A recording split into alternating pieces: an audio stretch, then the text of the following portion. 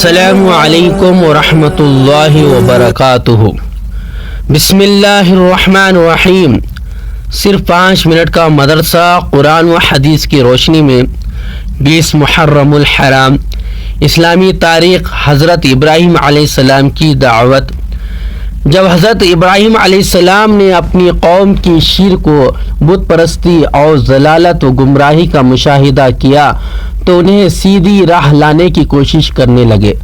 سب سے پہلے اپنے باپ سے مخاطب ہو کر کہا، ابا جان، آپ ایسی چیزوں کی کیوں عبادت کرتے ہیں جو سننے، دیکھنے اور بولنے کی بھی صلاحیت نہیں رکھتی اور نہ ہی وہ نفع و نقصان کے مالک ہیں؟ وہ چیزیں بذات خود بے بس اور لاچار ہیں، ان میں اپنے وجود کو بھی باقی رکھنے کی طاقت نہیں ہے۔ ایسی چیزیں دوسروں کے کیا کام آ سکتی ہیں؟ ابا جان، سیدھی اور سچی راہ وہی ہے جو میں بتا رہا ہوں کہ ایک اللہ کی عبادت کرو، وہی موت و حیات کا مالک ہے، وہی لوگوں کو رزق دیتا ہے، اسی کے رحم و کرم سے آخرت میں کامیابی مل سکتی ہے، وہی ہر ایک کو نجات دینے پر قادر ہے اور وہ زبردست قوت و طاقت کا مالک ہے۔ حضرت ابراہیم علیہ السلام نے اس کے بعد قوم کے لوگوں کو بھی انہی باتوں کی نصیحت کی، مگر افسوس کسی نے بھی آپ صلی اللہ علیہ وسلم کی دعوت قبول نہیں کیا۔ ان کے والد نے تو یہاں تک کہہ دیا کہ ابراہیم، اگر تو بتوں کی برائی سے باز نہیں آیا تو میں تجھے سنگسار کر دوں گا۔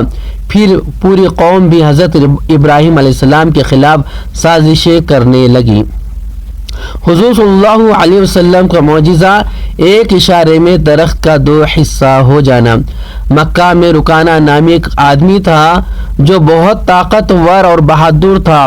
رسول اللہ صلی اللہ علیہ وسلم نے اس کو اسلام کی دعوت دی تو اس نے کہا، پہلے مجھے کوئی نشانی بتلاؤ۔ تو حضور صلی اللہ علیہ وسلم نے فرمایا، اس کے بعد ایمان لے آؤ گے؟ تو اس نے کہا، ہاں۔ قریب میں کانٹوں کا ایک درخت تھا جو بہت ہی گنجان اور شاخوں والا تھا۔ حضور صلی اللہ علیہ وسلم نے اس کی طرف اشارہ کر کے فرمایا، ادھر آ۔ تو اس درخت کے 2 حصے ہو گئے، ایک حصہ اپنی جگہ رہا اور دوسرا حصہ حضور صلی اللہ علیہ وسلم کے سامنے آ کر کھڑا ہو گیا۔ رکانہ بولا، ایسا ہے تو اس کو حکم دو کہ واپس چلا جائے۔ تو حضور صلی اللہ علیہ وسلم کے اشارے پر واپس چلا گیا۔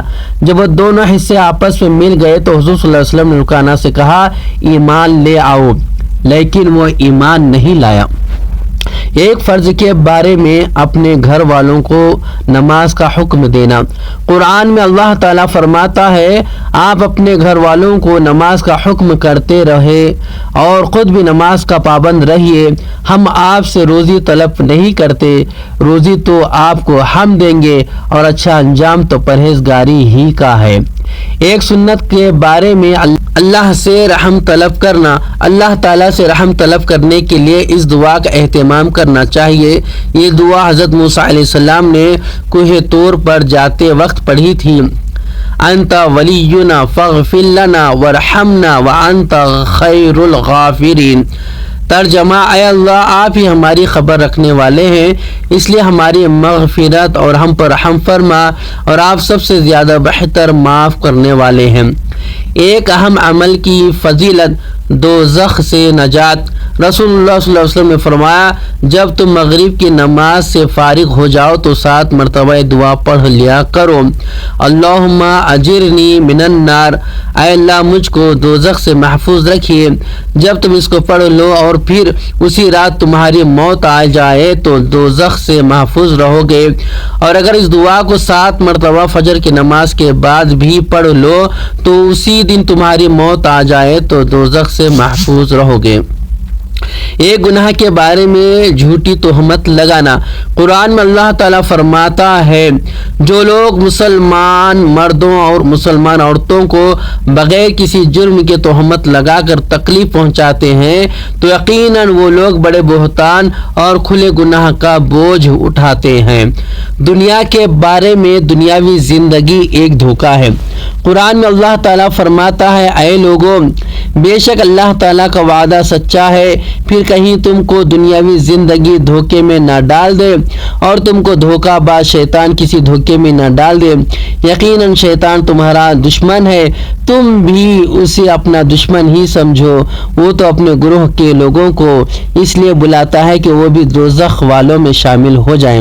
آخرت کے بارے میں پل صراط سے اللہ کی رحمت سے نجات۔ رسول اللہ صلی اللہ علیہ وسلم نے فرمایا، قیامت کے دن لوگوں کو پل صراط پر سوار کیا جائے گا تو اس کے کنارے سے اس طرح گریں گے جس طرح پتنگے آگ میں گرتے ہیں، بس اللہ تعالیٰ جسے چاہیں گے اپنی رحمت سے نجات عطا فرما دیں گے۔